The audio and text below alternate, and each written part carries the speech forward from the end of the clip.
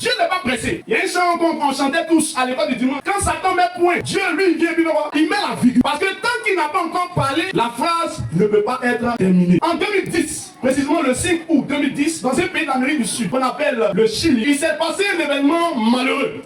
Il y avait 33 jeunes qui sont allés s'arrêter sur une roche. Malheureusement pour eux, il y a un qui était arrêté sur un endroit sensible. Et la roche donc est quittée. Et lui et les 32 autres personnes, ils étaient 33 en tout, ont fait donc une chute grave. Et cette chute-là a fait qu'ils sont tombés dans un trou. Un trou sous la terre. Parce que quand on va dans une mine, on parle des gens qui creusent la terre. Donc les experts qui travaillent la connaissant la profondeur du trou, on dit non, c'est que c'est déjà fini pour nos enfants. Ils disent quoi? C'est fini pour eux. Nous sommes quand? Au 5 août 2010. C'est 69 jours après, disons 3 mois après, on va retrouver le corps de ces 33 jeunes.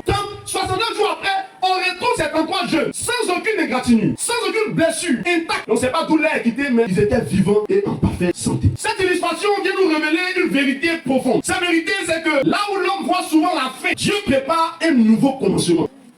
Là où l'on pense que c'est fini, c'est maintenant que Dieu commence. N'est-il pas écrit en Job chapitre 19? Je sais que mon Rédempteur est vivant. Il ne se lèvera pas le premier. Parce qu'après le premier, il y a le deuxième. Après le deuxième, il y a le troisième. Mais pas le dernier, après lui, après. Il dit, je sais que mon Rédempteur est vivant. Voilà pourquoi il se lèvera le dernier. Je viens t'annoncer que ton Rédempteur est vivant. Tu n'as pas compris? Je viens t'annoncer qu'il se lèvera le dernier. Et il se lèvera pour te donner la vie.